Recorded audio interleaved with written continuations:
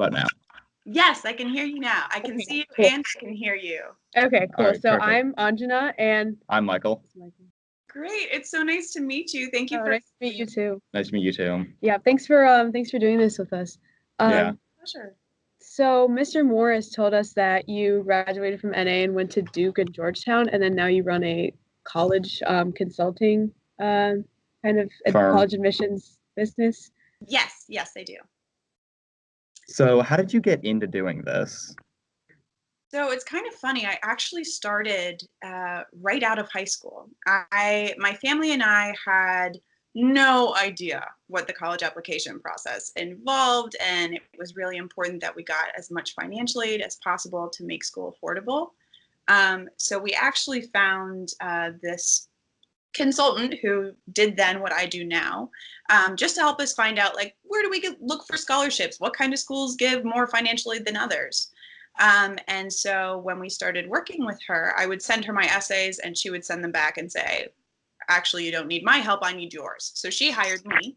And I started working under her, and then did work for a couple other companies. I did international admissions consulting over in Bangkok for a little while, and then came back here.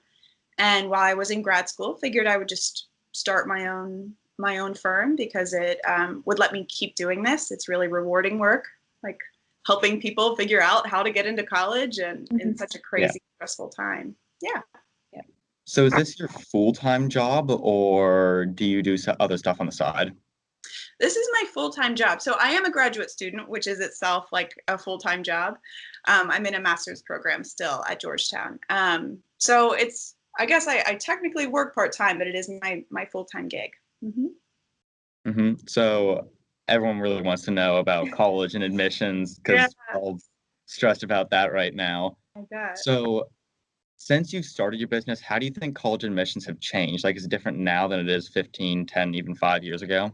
So it's changing every year, frankly. And what's scary and what I understand students are most stressed about is the fact that more and more very qualified students are applying for the schools who have the same static number of students that they can accept, right? So that means the competition is just getting more difficult annually. And we see that in the statistics. Each year when the schools release their numbers, it gets a little bit scarier because more students are applying and more qualified students are applying. So even since I was applying to school, it's changed in that you have to do more. You have to reach higher, be more impressive, stand out even more. The extracurricular aspect of your college applications, the essay aspect of your college applications, the kind of contacts that you have with the schools and with your admissions officers has become all the more important because now you have to figure out ways other than, you know, a 4.0 and perfect test scores and all of that good stuff to stand out in the admissions process. So you know how NA is with how difficult and like competitive the school can get. And what Mr. Morris mentioned was everyone kind of has like a cookie cutter application almost, like everyone does the same activities and has pretty much the same test scores. So do you think that can work to somebody's disadvantage like when applying for college? Definitely. So the thing that you guys all have as an advantage is the fact that you go to NA. Like any admissions office across the country is going to see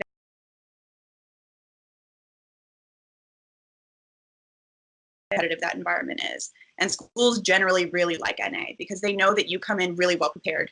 I mean, I think you'll all be surprised. You'll go into freshman year at college and be like, this is so much easier than the work that I had junior year. It's true. A lot of students experience that. So that part is an advantage. What is a disadvantage is what Mr. Morris was saying about the cookie cutter application. Like I said before, you have to make yourself stand out, and doing the same activities as everybody else doesn't really do you any good in standing out and being memorable for that admissions committee. Okay. So what would you say, like, when you're looking at, like, if you were a college admissions advisor, or you are, but like someone like accepting people into college, like, what do you think is the most important thing? Do you think it's GPA? Do you think it's SAT/ACT? Do you think it's your college essay or your extracurriculars? Like, what do you think is like the most like? important? Most important. So it actually depends on the school. As a very general rule, and even this is kind of shifting a little bit, as a very general rule, public schools, so like state schools, for example, are going to look more so at the GPA and test scores, kind of at the quantitative information, right? So your class rank, how do you perform compared to other students, at the level of your coursework, of course. That's what they're more concerned with. But private schools, and particularly the very selective private schools, are mostly concerned with your application as like this holistic narrative about who you are, what you want to study, what your commitment to learning is, and how you demonstrate that in your application. So the ways that you demonstrate that in your application are pursuing activities that don't look like you just did them to put your college application. Process authentic, as meaningful as demonstrating a type of maturity and a type of passion for learning, or a real life altering experience, or perspective altering experience is probably a better way to phrase it.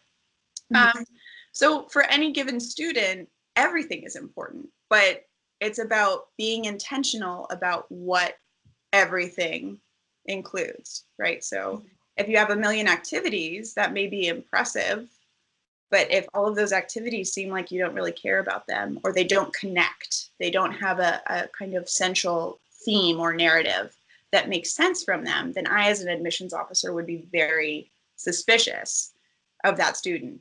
Mhm. So going along with that, what are some of the common like misconceptions that students have about extracurriculars in particular, that they need to do like all of them, or they need to have so many leadership roles, or so yeah. So what are some of the kind of like myths about that? Yes. So many students think, well, I just have to do everything. I have to be in every single club, or I have to have a leadership role in every single club. And it's much more about quality than quantity. So of course, people want to see in a number of things. Part of what your resume demonstrates through the admissions office is what you do in your free time.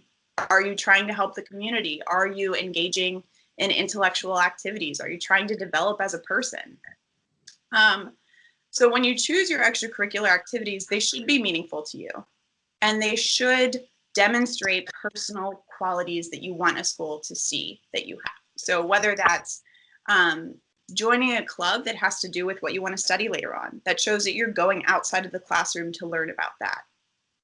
If you join a community service club and you actually have a story to tell about it when it comes to the application essays, and you can say, I really connected with the people at this hospital that I was working with, rather than I spent so many hours there. What did those hours entail? Were they meaningful to you?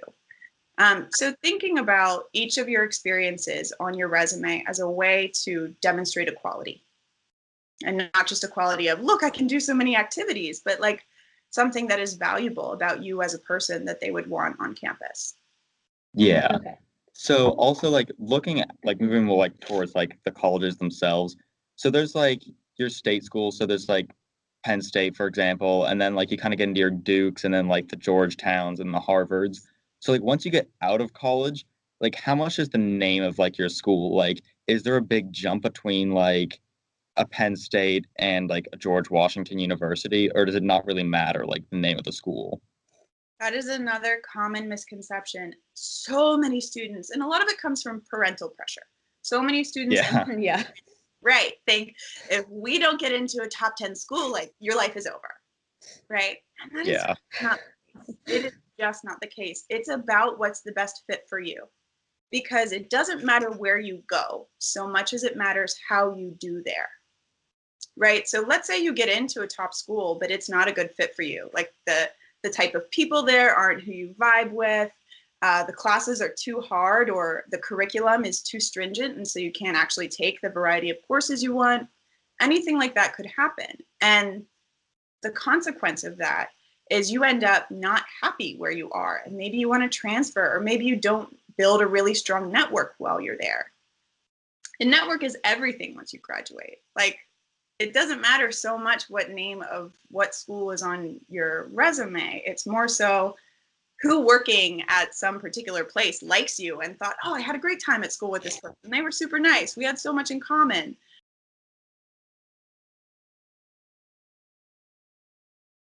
So there are cases in which the brand name is helpful. I'm sure when I was applying to grad school, it helped to have a good record at a top school.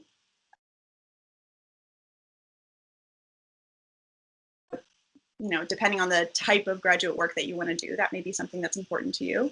But let's say you're pre-med. A lot of students think, oh, I have to go to top school for my undergrad and then, another top school for my medical school. Med school is so much about your GPA and your performance and the research opportunities that you had in undergrad that it's less important where you went. It's more important, like, were you at the top of your class? And that may be hard to do at a very, very competitive school. It may be easier to do at a different kind of undergraduate institution. And so so there's so many, you talk about, we always talk about colleges saying there's 70,000 applicants. But from our perspective, there's hundreds of schools that we could apply to. And you just talked a lot about finding the best fit for you. So what are some good ways to find a school that fits you well? Great question. So part of it is just, where did people that you're friends with, that that are your family, who do you know who went to a school that they had a really good experience, you feel like you have similar personalities? That's kind of like a person-to-person form of research. But otherwise, you can think in terms of all the research skills that you're gaining right now in high school and use them. You have to consider, probably first of all, location. Are your parents cool with you going across the country? Do they not care? Is there a particular part of the country that you'd rather avoid living in? Do you want to be looking in cities, or do you think you couldn't stand living in an urban environment? Environment and climate are some of the most important and underrated factors in the college search. I limited mine geographically to anywhere that was warmer than Pittsburgh. Right.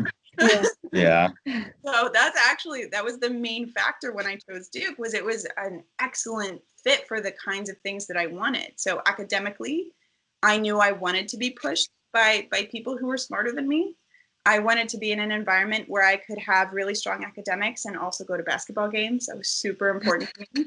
I wanted to be warm. And that was one of the very few schools that gave me all of that. So if you think about first, not thinking about, I heard a little bit about each of these schools, let me research them, narrow it down to what are the most important factors to me. Is it location? Is it financial aid? Is it climate? Is it the size of the school? Do you feel like you're going to do really well on a huge campus, or would you rather go to a small liberal arts school where you know everybody? I would think first about those factors and narrow it down from there. Mm-hmm. So that being said, you mentioned that Duke was a good fit for you because you like the location and you liked all the other things about it. So you were an English major. So do you think that schools would just accept people based on the majors that they put down on their applications? And do you think that they have certain amounts of people that they can accept into each of those departments? Yes, that's a good question. Okay. So a lot of schools, particularly, I guess it's every school, it's not just private schools. There is going to be a quota, they can't accept all biology majors. Mm-hmm. It's not a diverse class at all. And so there are some strategic ways for the purposes of admissions. If you want to improve your chances, maybe apply for something that's less competitive in terms of getting in. And then at a lot of schools, and you have to research this in advance and make sure it's the case, but at a lot of schools, once you get there, you can change. I could apply to Duke as an English major and then get there and decide I want to study public policy, mm-hmm. or I want to study bio. Yep. But you apply as, first of all, what makes sense given your application. So the narrative on your application, if you've done all of this, medical research and volunteering, and then you apply as an English major, somebody's going to be pretty suspicious. Mm-hmm. Right? Yeah. But if the narrative of your application adds up, if I look at all your extracurricular activities, I look at the classes you've taken, and I look at your essays, I should be able to guess what you want to major in. And if it's different from what I've guessed, then I think that you're trying to play the system. But if you tailor your application early enough, you can actually I don't want to say get away with. I don't want anyone to be dishonest in their application process. But if you're interested in business, maybe apply as sociology instead of economics, if you have the background and the experiences to support that. Mm-hmm. So do you think that a big part of just showing what you're interested in and being passionate about whatever your major would be, do you think that would be something that would be really helpful in your application, just to make sure that they understand that you know that you're really passionate about what it is you want to major in? Absolutely. Okay. And demonstrating that without cutting out all of your other activities and interests is important. Mm-hmm. Basically, they like students who are doing well in everything that they're trying, right? They're willing to try everything is probably better. Like I took AP Physics senior year. There was absolutely no need for me to take it, but I wanted to demonstrate like, hey, I'm willing to go outside my comfort zone. If there's a gen ed class that I have to take and it's physics, I'll take it just to try it, right? But most of my application screamed English major. And so I think showing that passion largely comes from how you interact with your teachers who are teaching those courses. Like if they can sense the passion, they're going to write you good recommendation letters. Obviously, Mr. Morris wrote me a terrible one. But it's also about how you demonstrate that outside the classroom. What are you doing beyond the clubs that are easy to join? Like if you do want to be an English major, are you trying to get published in high school? Are you going out of your way to do things that aren't easy to show how much you love this thing? And that should come naturally to you if you do genuinely feel passionately about what you want to study. Mm-hmm. Yeah. Let us look at our questions real quick. So like going back a little towards your business, so like, is it some like, do you think it's more personalized? Like how many people are involved? Like, is it just you? Do you have like a team? How many clients? I don't know if you want to reveal how many clients, but. So the way that I find is most effective is it's more like a network. So I work one-on-one with each of my students because I feel it's super important that they get a personalized experience. I want to know them as people. A lot of my students tell me very, very personal information when we're talking about what they want to study, what they're going to write about for their personal statement. If they're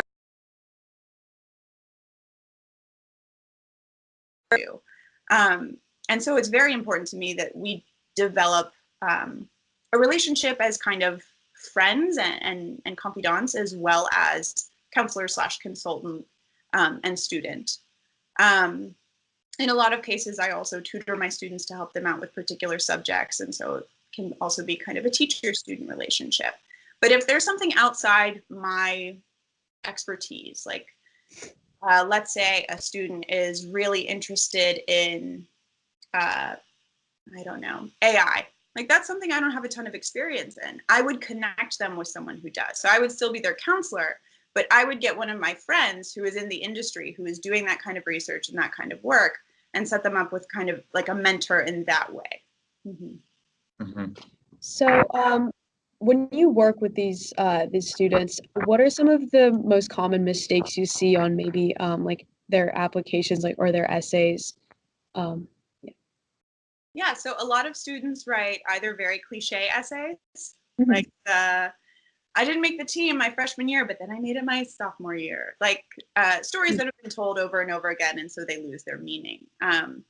Or they write essays that don't tell me much about them. Like maybe they tell me about someone else. I want to admit their grandfather to the school, not the student.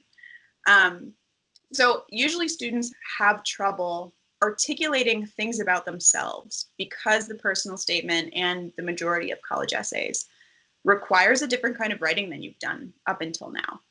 It requires a ton of self-reflection. It requires you to think strategically about what stories you want to tell and what someone could reasonably glean from those stories about your personality, about your values, about your intellectual vitality, things like that. So it's not just any story that you should tell, but like the strategically rich ones. Mm-hmm. Yeah. So a question that we didn't have written down, but I wanted to ask. So what prompted this whole interview was this week is Beyond NA Week. so all our teachers are talking about like, oh, I went to this college, this is my career path, like that's like what this like theme like a week is. And so today our French teacher was talking to us about like what she did, and she was talking about French in general, and she was like, having a world language class is like very important to like most colleges, and like that's a big thing, and like having like 3 or 4 years of it's really good. So is there any classes that you could like point to as like colleges love to see like world language or like a bio or something? Definitely. I mean, it's important that you meet sort of the standards for what they're looking for. So that means hitting all of your basic sciences, hitting 4 years of math, 4 years of foreign language, 4 years of English, 4 years of history or social science. Like you need to be consistent in what you're studying, even as you maybe specialize with your electives. And there isn't a like one size fits all sort of schedule that everybody. It is important that you're pushing yourself out of your comfort zone. So taking the AP class in a language, even if you're not into languages. But that's a great example for one specifically, is that a lot of students are like, oh, but I'm studying STEM. I don't need to have a foreign language. It teaches you so much that schools really value. And when it comes down to it, like, you're probably going to have a gen ed that's a language when you get to school. And so if you can test out of that, it'll save you money and time. Yeah. The language. Yeah. I was an English and Spanish major. And so I clearly continued my studies. And then it made it easier when I was in Thailand, I don't think I would have been able to learn Thai so easily if I hadn't also learned a foreign language first. So going back to the question of just classes to take in high school, I know a lot of people will say that they want to do something and that's what they're going to major in, and then they take all of these unrelated AP classes just because they want to add more things to their transcript. So do you think that would be helpful, or do you think that would just hurt them as far as like showing what you're interested in? Because I know it can be helpful to show that you have all these APs and you can test out of classes, but yeah, how do you think that would help or hurt? So I would say take the most challenging set of classes that you can, like whatever's realistic. If a regular level class is going to be challenging for you, then that's fine. But if you can take those APs reasonably and do well in them and still sleep at night, which I know most people don't, I recall. Yeah. If that's the case, if you can manage that, then take them in the subjects that are unrelated to what you say you want to study. I'll go back to that example of physics. It was just to prove I'm willing to learn, no matter what it is. Even if I don't like it, I'm willing to learn, to try, to explore. Colleges like to see that. However, in order to still be demonstrating that you have a particular passion, like a particular field of academic study that you want to pursue more consistently, then you have to go above and beyond in that class. That's the only difference. Okay. All right, I guess we should wrap it up. So is there any like last like final like message that you would say to high school students about college admissions? Start as early as possible. Okay. I can't. So many of my students are procrastinators, and I get it, and I was one. But if you can start your apps, if you're going to be seniors next fall, start your apps over the summer. It will save you so much time and frustration and tears and sleepless nights. You'll have a better quality application. I would say that's probably my number one piece of advice. And number two is to stay true to yourself in the process. Do not let other people's college lists influence yours, because they're not you. Do not let your parents' standards of where you absolutely must go to school define what your entire range of options should be. All right. Okay. Well, Okay. thank you so much for doing this with us. Thank you for inviting me. This is nice. Yeah. Thank you. For the great advice. Sure All thing. right. Good luck, you guys. Oh, thank Thank you. you. Bye. All right. Bye.